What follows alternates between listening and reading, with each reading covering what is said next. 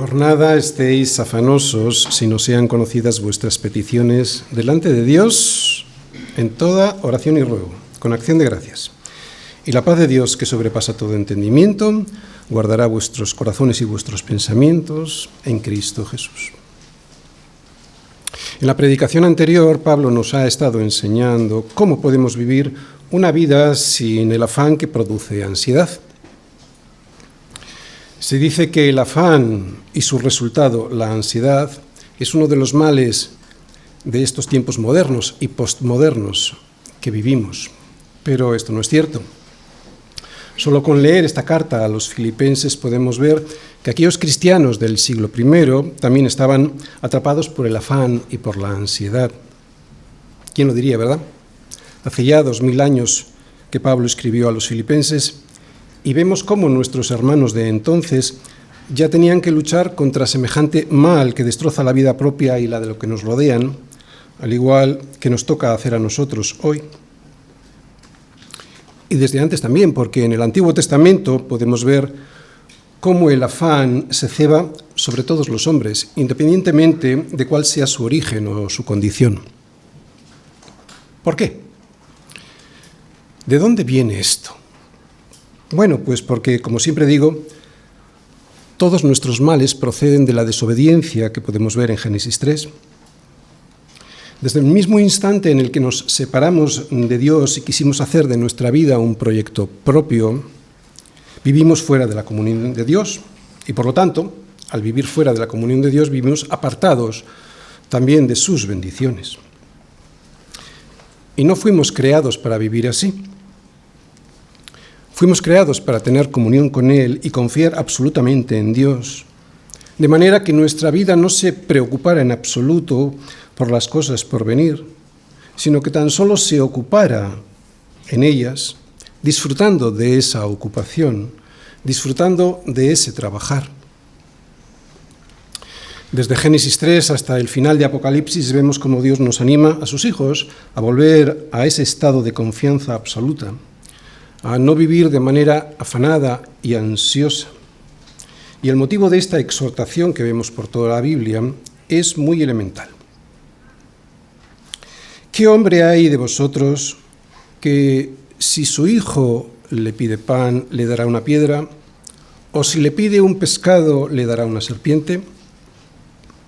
Pues si vosotros siendo malos sabéis dar buenas dádivas a vuestros hijos, cuanto más vuestro Padre que está en los cielos dará buenas cosas a los que le pidan.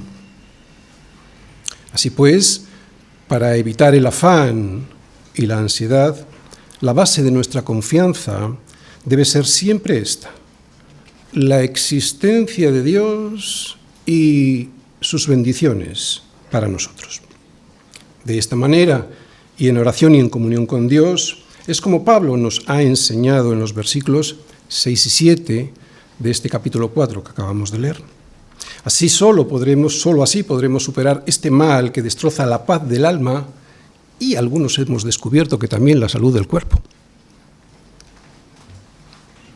Es muy triste que un hijo de Dios, del Dios creador de todas las cosas, del Dios todopoderoso y soberano, tenga que vivir permanentemente en un estado de afán y de ansiedad, en un estado en el que no le deja de dar vueltas a la cabeza a las cosas que le preocupan, un estado que no le permite descansar, que no le deja dormir y que incluso le impide tener relaciones normales con las demás personas. Además, alguien que está ansiosa suele ser una persona que está despistada y distraída. No se centra en las cosas que tiene que hacer. Muchos sabemos lo que es vivir con este tipo de personas que están afanadas y ansiosas. Es una tortura para ellas y también para el resto. No escuchan ninguna advertencia, ningún consejo. Nada que les digas les consuela. Todo lo malinterpretan. Siempre están irritados. Todo lo que les ocurre resulta ser una catástrofe. Viven sin esperanza alguna. No hay gozo. Siempre están tristes. Y evidentemente no es así como fuimos creados. Esto es producto del pecado. Por eso vimos que el apóstol Pablo, a aquellos que hemos sido transformados en nuestra mente y corazón, nos daba una orden. Es una orden solo para sus hijos, para los hijos de Dios. Por nada estéis afanosos. Nos decía, no solo no estéis afanosos, sino que no lo estéis por nada. No debiera haber nada que atisbásemos en el futuro que nos robe la paz del corazón. Ninguna perspectiva de crisis futura, de crisis económica, de revuelta social, de inestabilidad política o de enfermedad nos debe robar jamás la paz de Dios. Yo sé que es difícil, y es difícil porque esto es por fe. Es difícil porque confiar en Dios no es fácil, pero también sé que es posible. Y de hecho Pablo lo sabe, por eso nos dice de esta manera tan firme, por nada estéis afanosos. Además, vivir en un estado así de permanente afán y ansiedad es desobedecer a lo que Dios nos dice en su palabra, a través del apóstol Pablo. Ya lo dijimos el domingo pasado, ¿verdad? Dijimos el domingo pasado que no toda ansiedad es producto del pecado, o por lo menos directamente del pecado. Y esto es porque hay algunas personas que por problemas físicos o también por desequilibrios bioquímicos en su organismo necesitan tratamiento, el tratamiento de un especialista que les ayude a cuidar su afección. Pero evidentemente no es de este tipo de ansiedad de la que Pablo nos habla, sino de la que surge de un problema espiritual. ¿Cuál es ese problema espiritual? Del problema del pecado, de la falta de confianza en Dios y en sus promesas. Y Pablo nos dice que para librarnos de la ansiedad que viene de este pecado, de la falta de confianza en Dios y en sus promesas, tenemos que poner nuestras peticiones, o sea, todo eso que nos produce afán y ansiedad delante de Dios, y que debemos hacerlo, ¿recordáis?, de la siguiente manera. Esto lo vimos ampliamente en el sermón anterior. Debemos orar, debemos rogar y debemos dar gracias. Orar, ¿recordáis?, significa alabar, adorar. O sea, que si tenemos grandes problemas que nos generan ansiedad, lo primero que debemos hacer es presentarnos delante de Dios y adorarle por quien es, no por lo que queremos de Él. Así que antes de pedirle lo que queremos, peticiones que por cierto Él ya sabe, lo que hemos de hacer es alabarle, adorarle por quien es, no por lo que queremos que nos dé. Segundo, rogar. ¿Recordáis lo que significaba rogar? Es muy sencillo, es suplicar. Cuando rogamos a Dios, lo que hacemos es abrir nuestro corazón para pedirle, para suplicarle que nos conceda las soluciones a eso que nos angustia. Y luego acción de gracias. ¿Cómo podemos ser agradecidos? Bueno, recordando. Cuando recordamos lo que Dios ya hizo por nosotros anteriormente y que tan fácil se nos olvida, ¿sí o no? Y que tan fácil se nos olvida es cuando podemos ser agradecidos. Recordar las bendiciones del pasado nos ayuda mucho a ser agradecidos con el Señor. Recordar que en ocasiones anteriores también nos angustiamos por cosas que el Señor no permitió que ocurriesen, o que, si ocurrieron, nos dio el sostenimiento necesario para poder soportarlas. Eso, cuando lo recordamos, nos hace ser agradecidos. Y si hacemos esto, lo que acabamos de resumir ahora, si hacemos esto tal y como Pablo nos lo dice, podemos experimentar la promesa de Dios, que su paz, la que sobrepasa todo entendimiento, guardará nuestros corazones y nuestros pensamientos en Cristo Jesús. Guarda. ¿Quién lo hace? Dios, como un guarda a la entrada de nuestro corazón y de nuestra mente, para impedir que el afán y la ansiedad entren y se hagan fuertes allí. Así que, mis hermanos, versículos del 6 al 9, por nada estéis afanosos, sino sean conocidas vuestras peticiones delante de Dios en toda oración y ruego con acción de gracias. Y será entonces cuando la paz de Dios, esa que sobrepasa todo entendimiento, guardará vuestros corazones y vuestros pensamientos en Cristo Jesús. Por lo demás, hermanos, todo lo que es verdadero, todo lo honesto, todo lo justo, todo lo puro, todo lo amable, todo lo que es de buen nombre, si hay virtud alguna, si algo digno de alabanza, en esto pensad. Lo que aprendisteis y recibisteis y oísteis y visteis en mí, esto haced, y el Dios de paz estará con vosotros. Lo que pienso y lo que hago, todo ha de estar dominado por el Evangelio. Todo. Lo que pienso y lo que hago ha de estar dominado por el Evangelio. Filipenses 4, versículos del 8 al 9. Muy bien, el tema de hoy es aprender o recordar que en la vida del cristiano todo siempre ha de estar dominado por el Evangelio, tanto lo que pensamos como, por supuesto, lo que hacemos. Y lo voy a exponer a través del siguiente esquema.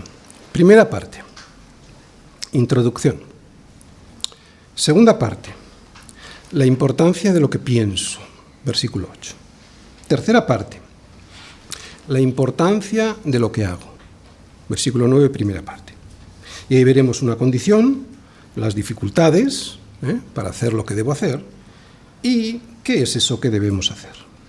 Y la cuarta parte, la recompensa, que viene en el versículo 9, pero en la segunda parte. Muy bien, introducción. Por lo demás, hermanos, todo lo que es verdadero, todo lo honesto, todo lo justo, todo lo puro, todo lo amable, todo lo que es de buen nombre, si hay virtud alguna, si algo digno de alabanza, en esto pensad. Lo que aprendisteis y recibisteis y oísteis y visteis en mí, esto haced, y el Dios de paz estará con vosotros. Fijaos, el versículo 8 nos exhorta a los miembros de la Iglesia a ejercitar nuestro pensamiento en el gimnasio de la fe a través de las herramientas que nos da el Evangelio. O sea, que será en ese gimnasio de la fe y con la verdad que tenemos en el Evangelio donde deberemos pensar y meditar para luego hacer eso que previamente hemos pensado y meditado. De esta manera, y como un broche a la oración, al ruego y a la acción de gracias que vimos en los versículos 6 y 7, el Dios de paz estará con nosotros si seguimos estas instrucciones que acabamos de leer en los versículos 8 y 9. Otra vez, para que lo entendamos. La secuencia. Nosotros predicamos expositivamente, porque está todo en el contexto, ¿verdad? Los versículos 6 y 7, Pablo nos explica cómo deshacernos de ese afán y de esa ansiedad. Pero justo en los versículos siguientes, 8 y 9, que son los que veremos hoy, para seguir conservando esa paz, para que no venga otra vez el afán y la ansiedad, nos va a decir qué es lo que tenemos que hacer, ¿entendéis? ¿Qué nos quieren decir estos versículos 8 y 9? Lo vuelvo a repetir. Pues para que el Dios de paz siga con nosotros, el Evangelio tiene que definir y limitar todo lo que debemos pensar y meditar, versículo 8, para después, eso en lo que hemos pensado y meditado, nos influya de tal manera que lo terminemos haciendo. Versículo 9. Lo vuelvo a repetir, para tenerlo clarito y luego cuando lo vaya desarrollando lo entendamos mejor. ¿Qué nos quieren decir estos versículos 8 y 9 que hoy vamos a ver? Pues que para que el Dios de paz siga con nosotros, el Evangelio tiene que definir y limitar, o sea, poner límites a aquello que pensamos y meditamos, versículo 8, para que después, eso en lo que hemos estado pensando y meditando, nos influya de tal manera que lo terminemos haciendo. Versículo 9. ¿De acuerdo? Si dejamos que toda nuestra vida esté dominada por el Evangelio, entonces todo nos irá bien porque haremos eso que el Dios de paz quiere que hagamos. Y Él sabe que es lo mejor para nosotros. Dos apuntes previos antes de entrar a profundizar en estos dos versículos. Primero, Cristo no es un complemento a nuestras vidas. El Evangelio no es algo que añadimos a nuestra existencia para estar mejor. Cristo es el Señor y por lo tanto Él es toda nuestra vida. El Evangelio no son ideas que aceptamos y que adornan nuestro comportamiento con virtudes que nos hacen mejores de lo que éramos. No es eso. El Evangelio es una persona, la persona de Jesucristo. El Evangelio, si lo aceptamos, nos transforma. Desde el momento en el que admitimos a Cristo como nuestro Señor y Salvador, ya no somos los mismos. Así pues, es Cristo como Señor el que controla todo lo que pensamos y hacemos. Evidentemente podemos desobedecer y, por lo tanto, pensar y hacer lo que nos dé la gana. No es Cristo quien nos obliga a obedecer. Somos nosotros los que, una vez que ha sido cambiada, transformada nuestra naturaleza al ser sellados por el Espíritu Santo y aceptamos su señorío, decidimos obedecerle por amor a lo que Él hizo por nosotros. Obedecemos, pues, por amor, pero también lo hacemos por sentido común. Un sentido común ahora ya limpiado por el Espíritu Santo. El sentido común se lo da Dios a todo el mundo. El problema es que no lo tienen limpio, lo tienen manchado por todo lo de este mundo. Pero nosotros tenemos el sentido común limpiado por el Espíritu Santo, ¿no? Un sentido común con el que ahora ya podemos ver las cosas que antes nos era imposible ver. Que lo que nos dice el Señor es la verdad, que el Evangelio es la verdad. Así pues, el Evangelio de Jesucristo no son ideas que nos adornan y mejoran, es algo mucho más poderoso. Es un milagro, el milagro de una persona que nos transforma. Si fuesen ideas, muchos que no son cristianos, al adaptar esas ideas, podrían tener el poder de Dios, pero no son ideas. Ya no pensamos como piensa el mundo, y sin necesidad de que nadie nos obligue. ¿Por qué? Porque ahora tenemos los ojos abiertos y la luz de Cristo iluminando y vemos qué es la verdad y qué no es la verdad. Ya no pensamos como piensa el resto y por eso mismo tampoco hacemos lo que hacen ellos. Así pues, tanto lo que pienso como lo que hago está cautivado y gobernado por el Señor Jesucristo. Otra vez, y es muy importante, no es una modificación de mis anteriores pensamientos y acciones. Es una vida que esencialmente es totalmente nueva. Es un nuevo nacimiento. Es una transformación completa. No somos ni mejorados ni modificados. Esto sería, por ejemplo, un coche que lo metes al taller, lo modificas, lo transformas, haces ese tuning, sale el mismo coche. Es el mismo, en esencia es el mismo, pero modificado, ¿verdad? No se trata de eso. Se trata de que si alguno está en Cristo,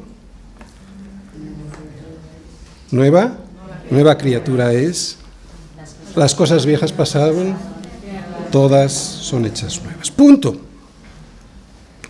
Somos tan nuevos, somos tan diferentes, que por eso a veces nos rechazan de forma tan contundente, porque no nos reconocen como iguales. Les asusta la luz que portamos, porque ya no pensamos de la misma manera ni tampoco vivimos de la misma forma. Ahora ya tenemos un nuevo propósito en la vida. No es religión. Si fuese religión, nos aceptarían. No es un rito. Si fuese rito, no tendrían problemas con nosotros. No es aderezo. No es el complemento que nos adorna. Es una transformación radical desde la raíz. Y ya no somos los mismos. Por lo tanto, primera cosa que quería apuntar en esta introducción, Cristo no es un complemento. Segundo y derivado de lo anterior. ¿Cuál es lo anterior? Pues que ya no somos los mismos. Segundo, nuestra santidad no surge de leyes morales. Es cierto que hay leyes, es cierto que hay mandamientos, es cierto que hay normas que cumplir. Pero estas normas se nos dan como guía para saber cómo conducirnos, no como leyes para ser santos cumpliéndolas. Tú no eres santo porque cumples unas normas. La santidad del cristiano no surge de las normas, surge, primero, de un llamamiento, del llamamiento de Dios, de la palabra y del sentido común limpiado por el Espíritu Santo. Fijaros la Trinidad, somos llamados por Dios, limpiados por la palabra y sellados por el Espíritu Santo. Eso es ser santo. Por eso podemos presentar nuestros cuerpos en sacrificio vivo, santo, agradable a Dios. ¿Por qué? Porque nuestro culto, aunque muchos no lo quieran reconocer así, es racional. Y es racional porque no nos conformamos a este siglo, sino que nos transformamos por medio de la renovación de nuestro entendimiento, razón, racionalmente. Y de esta forma, racionalmente, ahora ya sí podemos comprobar cómo es la voluntad de Dios. Buena, agradable y perfecta. Así que la santidad es algo inevitable en el creyente porque no sale de la obligación del cumplimiento de unas normas, sino que brota como algo que surge de la esencia misma del que ha sido hecho nuevo y por lo tanto con un nuevo entendimiento. Tú no eres el mismo de antes, pero ahora cumpliendo obligatoriamente unas normas que, por cierto, pues es que no puedes cumplir. No, eso no es. Tú eres el milagro de un nuevo nacimiento, alguien con un nuevo entendimiento. Bien, el resumen de esta introducción es, primero, Cristo no es un complemento que nos decora. Él es el Señor. Segundo, la verdadera santidad no es algo que surge del cumplimiento obligatorio de unas normas, es el milagro del nuevo nacimiento. Por eso el Evangelio no es filosofía o humanismo, no es nada de eso. El Evangelio no son ideas que nos cambian, es una persona que nos transforma. Fijaos cómo lo dice Cristo: permaneced en mí y yo en vosotros. Como el pámpano no puede llevar fruto por sí mismo si no permanece en la vid, tampoco vosotros si no permanecéis en mí. No está hablando de ideas que nos dan el Evangelio y que nos transforma. Es un Señor al que estamos unidos, es Cristo. Por eso no es filosofía. Es lo que vamos a ver ahora, porque estos versículos pueden llevar a confusión. Que es muy importante lo que pienso para poder hacer eso que pienso. Pero lo importante de lo que pienso viene determinado no tanto por las ideas, sino por el Señor de esas ideas.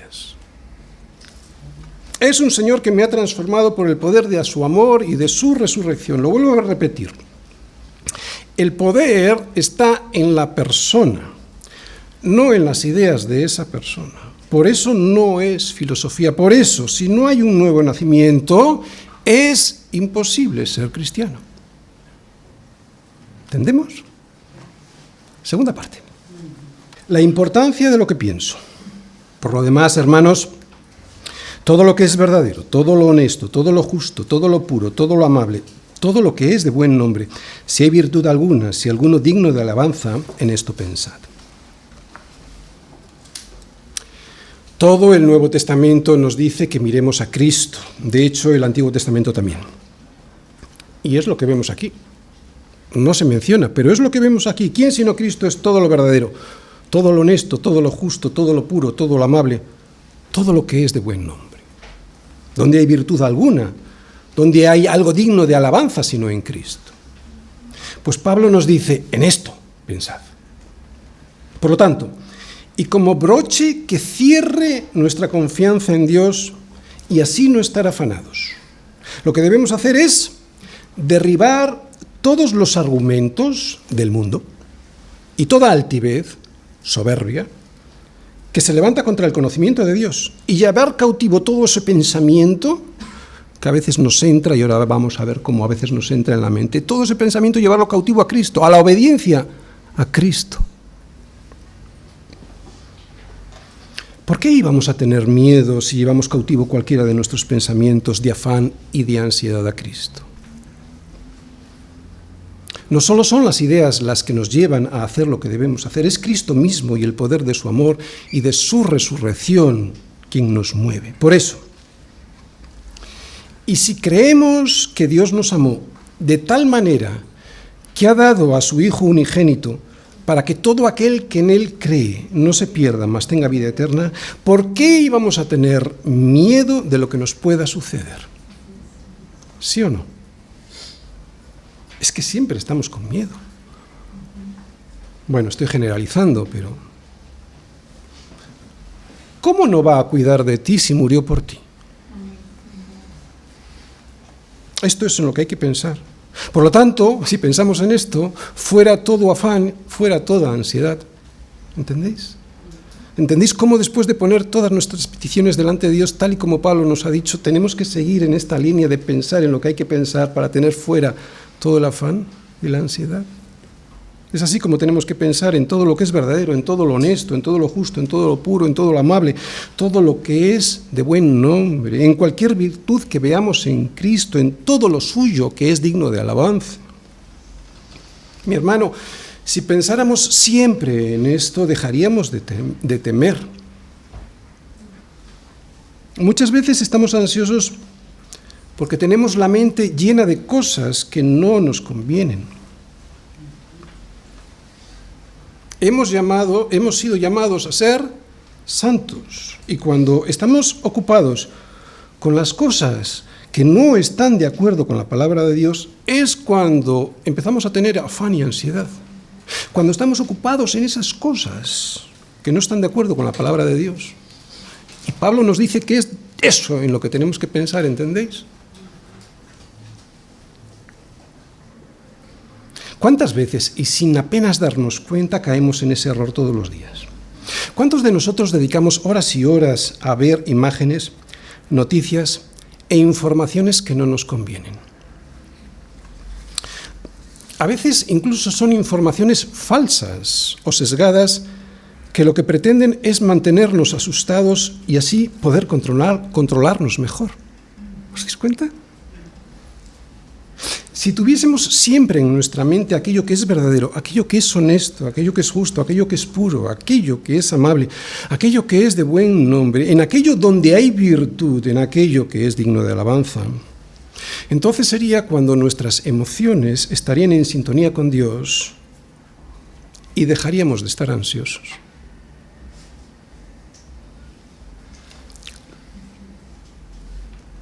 ¿Entendéis? ¿Qué es lo que hace el mundo con nosotros? Es muy sencillo de entender.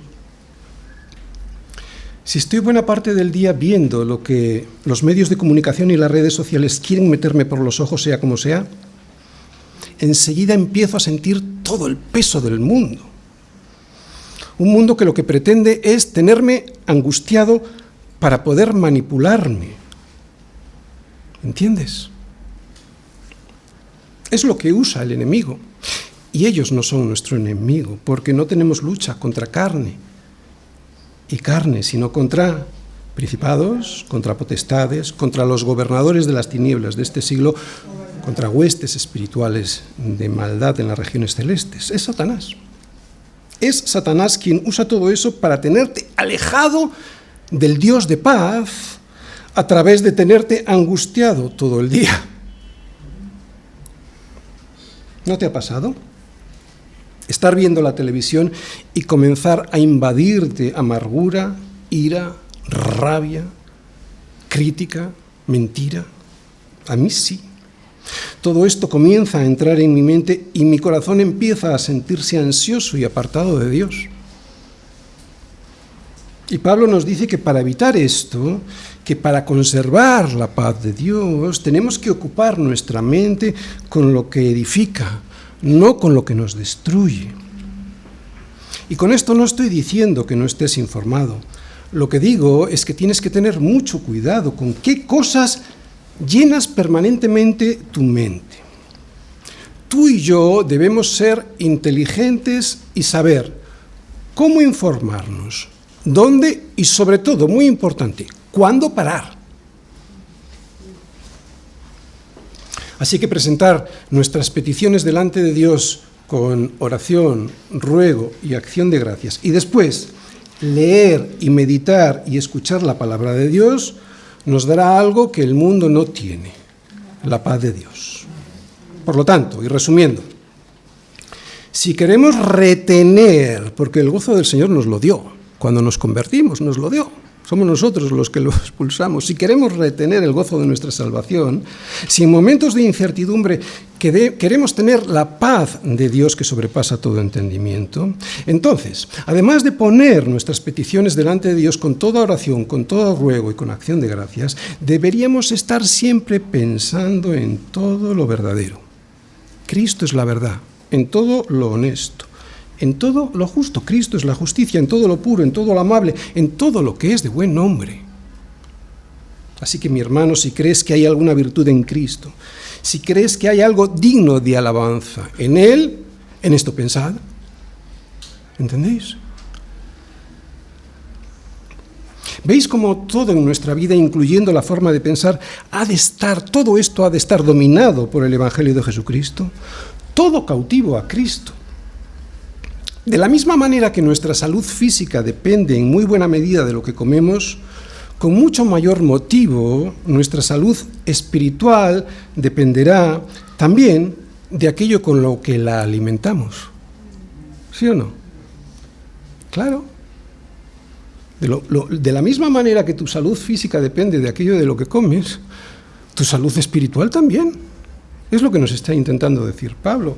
Si la alimentas con las cosas del mundo, tendrás afán. Y si la alimentas con el Evangelio, tendrás la paz de Dios. Pero hay más, lo vamos a ver ahora. Y así como la dieta es insuficiente sin el ejercicio, ¿sí? Ahora el apóstol Pablo, y en el versículo 9, nos va a mandar que pongamos por obra todo eso que ya sabemos. Tercera parte. La importancia de lo que hago.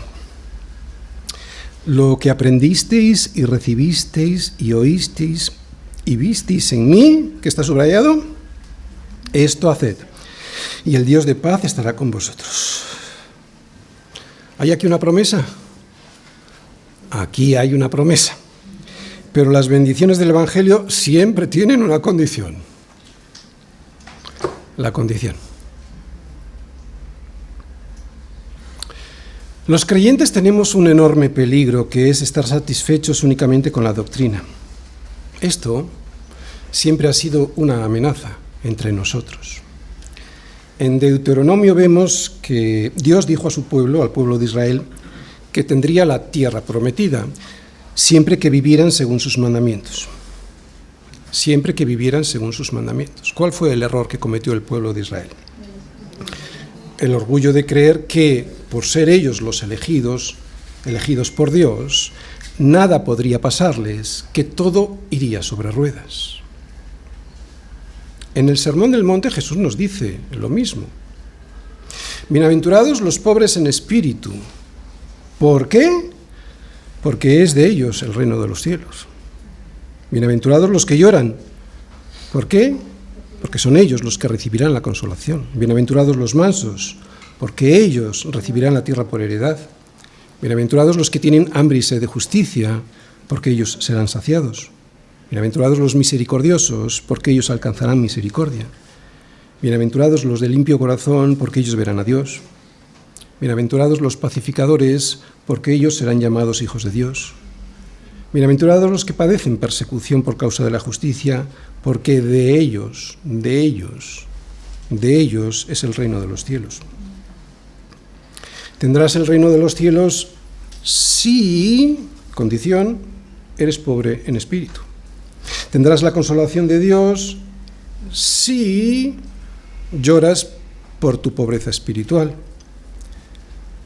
Jesús no nos dice que vamos a ser saciados si somos cristianos. Nos dice que seremos saciados por tener hambre y sed de justicia, que es Cristo. Y así con el resto de las bienaventuranzas. Pues lo mismo en este versículo 9. Pablo nos dice aquí que lo que aprendisteis y recibisteis y oísteis y visteis en mí, esto haced. Y la condición, si hacéis esto, el Dios de paz estará con vosotros. Habéis oído, habéis aprendido, habéis visto estas cosas, pues ahora ya sabéis, hacedlas. Los cristianos bíblicos a veces estamos muy cerca de cometer el mismo error que el pueblo de Israel y que los fariseos. Fijaros cómo se lo dice Pablo a los judíos en Romanos 2, 17 y 19. He aquí, tú tienes el sobrenombre de judío y te apoyas en la ley y te glorías en Dios y conoces su voluntad e instruido por la ley, oye, apruebas lo mejor y confías en que serás guía de los ciegos, luz de los que están en tinieblas. Y judío, oye, esto está muy bien, así debe ser, pero les sigue diciendo, ¿tú pues que enseñas a otro, no te enseñas a ti mismo? ¿Tú que predicas que no se ha de hurtar, hurtas? ¿Tú que dices que no se ha de adulterar, adulteras? ¿Tú que abominas de los ídolos, cometes sacrilegio? ¿Tú que te jactas de la ley, con infracción de la ley deshonras a Dios? No hay cosa más peligrosa para nosotros que mirar en el espejo de la voluntad de Dios y al darnos la vuelta, olvidarnos de esa voluntad. Santiago nos lo dice así, porque si alguno es oidor de la palabra, pero no hacedor de ella, este es semejante al hombre que considera en un espejo su rostro natural. Porque él se considera a sí mismo y se va y luego se olvida cómo era. Mas el que mira atentamente, y esto está muy bien, el que mira atentamente en la perfecta ley, la de la libertad, o sea, en Cristo, y aquí es lo que viene ahora, persevera, no solo se mira, sino persevera en ella, no siendo oidor olvidadizo, sino hacedor de la obra, este será bienaventurado. ¿Veis dónde viene la bienaventuranza? Este será bienaventurado en lo que hace. La bienaventuranza viene de ser hacedor y no solo oidor. Esta es la condición. Cualquiera, pues, nos dice Jesús, que me oye estas palabras, y está muy bien. Oír las palabras está muy bien, ¿verdad? Y las hace, sigue diciendo, y las hace, le compararé a un hombre prudente que edificó su casa sobre la roca. Bien, hemos visto la condición. ¿Cuál es la condición? Ser hacedor, no solo oidor. Pero hay dificultades. ¿Cuáles son? Las dificultades. Primera, la que acabamos de ver. Conocer mucho de la Biblia, pero vivir completamente diferente a lo que leemos en ella. ¿Cuántos de nosotros tenemos esta dificultad, verdad? Y el problema es que, pues que esto lo hacemos muchos de nosotros sin darnos cuenta. Así que debemos ser conscientes de esta dificultad. ¿De acuerdo? Debemos ser muy conscientes de que podemos saber mucha teología y luego no poner en práctica nada de eso que sabemos. Que nos gusta mucho la doctrina y que eso está muy bien, eso es excelente, pero debemos saber que es muy fácil que nos quedemos anclados ahí, en solo saber. El segundo inconveniente son los sentimientos.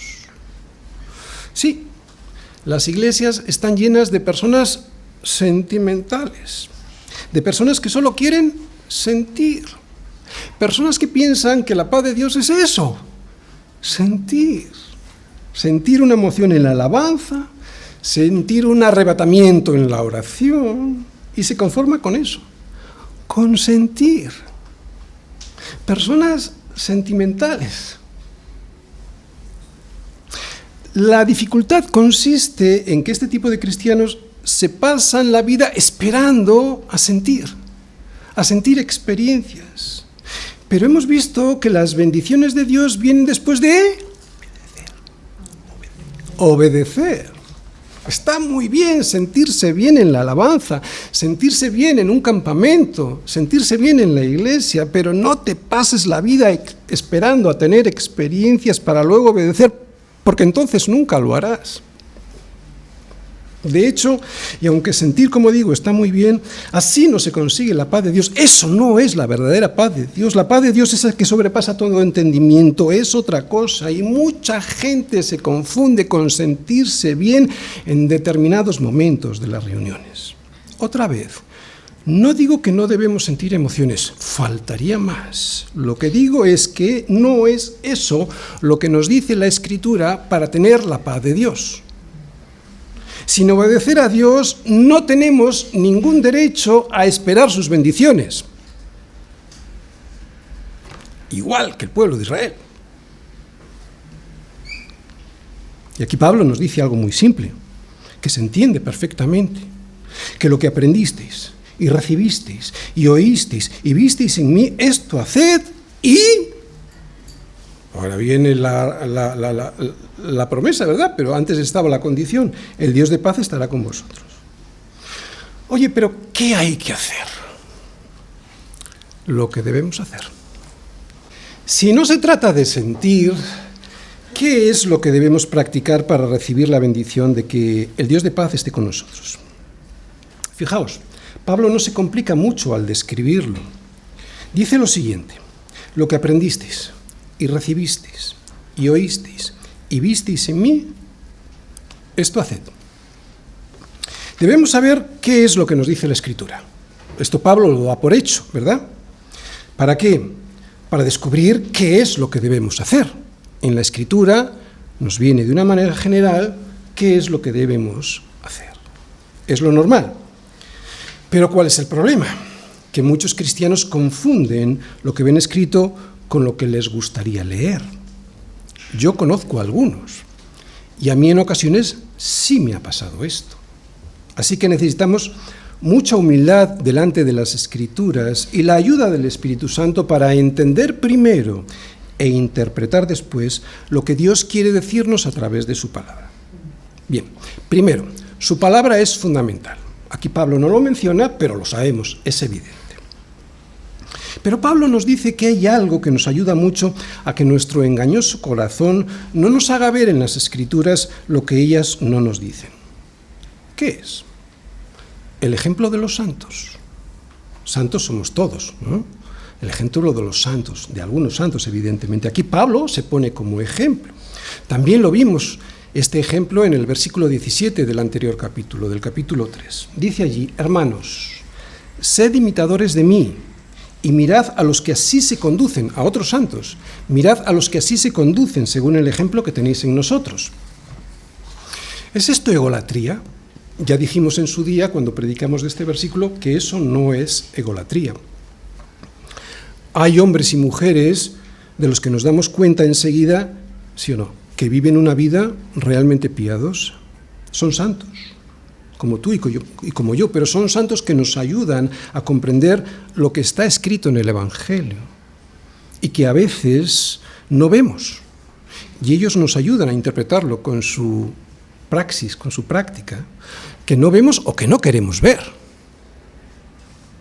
¡Wow! A mí me ha pasado muchas veces. Yo con mucha más doctrina, con mucha mayor teología, con muchísimo más entendimiento, de repente viene un santo del Señor y me tumba. Me tumba. ¿Qué es lo que vemos en Pablo? ¿Qué es lo que vemos en la vida de los santos que conocemos o de los que podemos leer en sus biografías? ¿Tienen una vida complicada como para no seguirles? No, todo lo contrario. Pero nos avergüenzan. Por comparación nos avergüenzan. Por eso muchas veces miramos para otro lado. La vida de un santo es muy sencilla. Es la vida de pecado la complicada y la que trae todas las complicaciones. Características de la vida de un santo. Primera, desean vivir para la gloria de Dios. Tú y yo tenemos demasiados intereses personales que nos despistan de este interés principal que debiéramos tener siempre, el de vivir para la gloria de Dios. Vacaciones, negocios, todo esto está muy bien y en ocasiones es necesario. Pero cuando nos ocupamos en estas cosas, ¿de verdad que lo hacemos para la gloria de Dios? Me da que en la mayoría de las ocasiones es que no. Conozco a personas que, en cuanto les va bien en su empresa, se olvidan de esta promesa que todos hicimos en cuanto llegamos a los pies de Cristo, que es vivir todo para la gloria de Dios. Yo creo que a todos nos ha pasado y desde luego a mí también. Y sin embargo nuestra mayor empresa debiera ser vivir para su gloria. Bien, hemos visto la primera característica, vivir para la gloria de Dios. Segunda, son personas que leen la Biblia.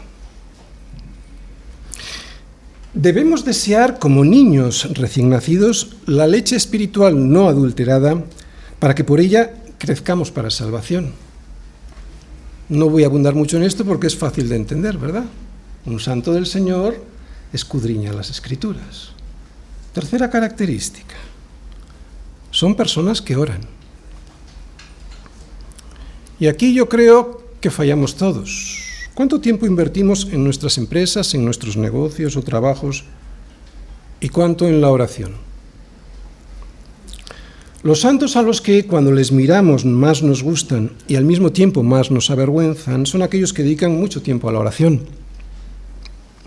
Son hombres y mujeres de oración, encerrados en su habitación y de oración comunitaria. ¿Cuáles son las características que hemos visto hasta aquí? Primero, que viven para la gloria de Dios. Segundo, desean leer la Biblia. Y tercero, lo que acabamos de ver, una vida de oración. Cuarta característica. Son personas que se pasan la vida examinándose a sí mismas. Es difícil, yo lo entiendo por falta de tiempo, pero hay que buscarlo y hay que hacerlo.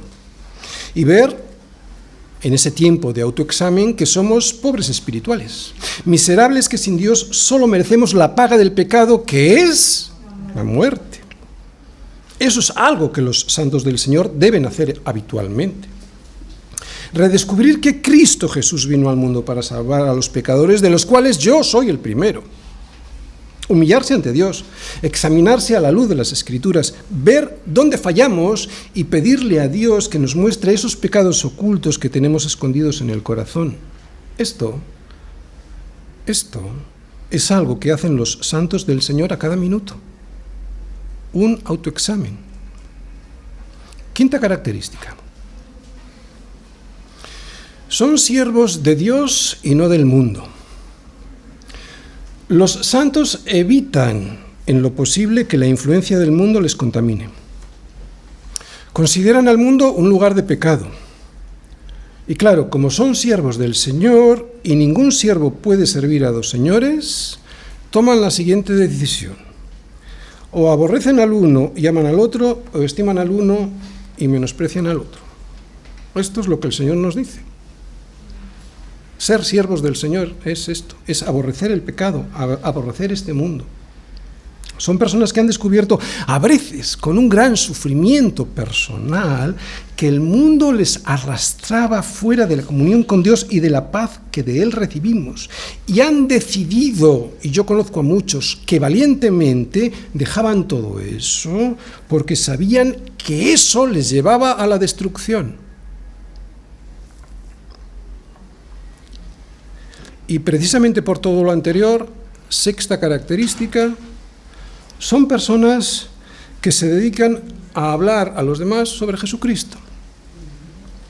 A pesar de que en muchos casos saben que van a ser perseguidos por ello, ya sea físicamente, ya sea socialmente, son personas que evangelizan.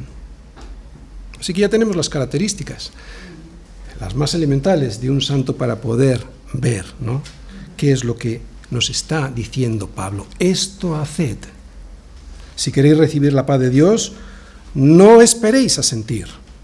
Está muy bien, pero no esperéis a sentir. Esto haced. Dedicad vuestra vida a la gloria de Dios. Dedicad vuestra vida a la lectura de la palabra y a la oración. Dedicad vuestra vida a examinaros. Dedicad vuestra vida al servicio de Dios, renunciando al pecado.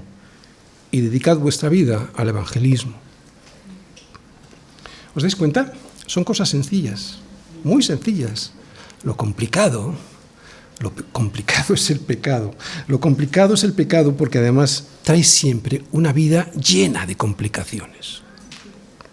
Una vida escondiéndose de Dios, como hacían Adán y Eva, una vida mintiendo siempre para no ser descubiertos en esa mentira anterior. ¡Qué terrible! Eso es complicadísimo. Eso es un esfuerzo impresionante. No hay nada más sencillo que vivir una vida como la de los santos, sin esconder nada. Bien, hemos visto la importancia de lo que pensamos y de lo que hacemos para recibir una recompensa. Veamos cuál es esta recompensa. Cuarta parte, la recompensa. Lo que aprendisteis y recibisteis y oísteis y visteis en mí, esto haced, y ahí está subrayada, ¿verdad? Y el Dios de paz estará con vosotros. Bien, la verdad es que ya lo hemos explicado, no voy a abundar mucho porque durante todo el sermón ya lo hemos dicho. Solo diré una cosa. Puede haber gente que piense que el precio a pagar para recibir la paz de Dios es muy alto. Hemos visto qué es lo que tiene que hacer un santo del Señor, ¿verdad? Y puede alguien pensar que esto es un precio alto. Si alguien piensa esto de verdad, no sabe ni lo que dice. Vivir la vida siempre con gozo a pesar de las adversidades que nos pueden sobrevenir. Poder dormir sin tener ansiedad. Ser gentil con todo el mundo sabiendo que tu conciencia está limpia por la palabra de Dios. Vivir así, como dice el anuncio de una tarjeta de crédito, eso no tiene precio. De hecho, vivir así, sin afán ni ansiedad, es la forma para la cual fuimos creados. Vivir así es lo simple. Lo complicado es vivir en el pecado. Dios no es quien nos dificulta la vida, somos nosotros que, al dejar que el pecado domine nuestra vida, lo entorpecemos todo. Termino. El Dios de paz estará con vosotros, nos dice Pablo. ¿Es así en tu vida? ¿Ha estado el Dios de paz contigo en una enfermedad o en una crisis económica o en esta crisis social que hemos estado padeciendo con la pandemia? ¿O te has visto enmarañado con la ansiedad del que no conoce al Señor? Si no ha sido así, si no has disfrutado de la paz de Dios ni de la compañía del Señor de paz, te animo a que vuelvas a escuchar lo que nos dice el apóstol Pablo y pongas por obra sus consejos. Hay mucha gente que intenta librarse del afán y la ansiedad vaciándola, vaciando su mente, lo que entendemos por meditación trascendental, o todo lo contrario, llenándola con las cosas del mundo. Pero Pablo nos ha dicho que la llenemos con las cosas del Señor y que pongamos por obra eso que sabemos y que vemos en los santos para tener la paz de Dios. Y si lo hacemos así, ya puede venir una enfermedad, ya puede venir una revolución, ya puede venir un gobierno que nos haga la vida imposible o una crisis financiera brutal que venceremos. Venceremos todo sin ansiedad ninguna. Esa es la promesa. Amén.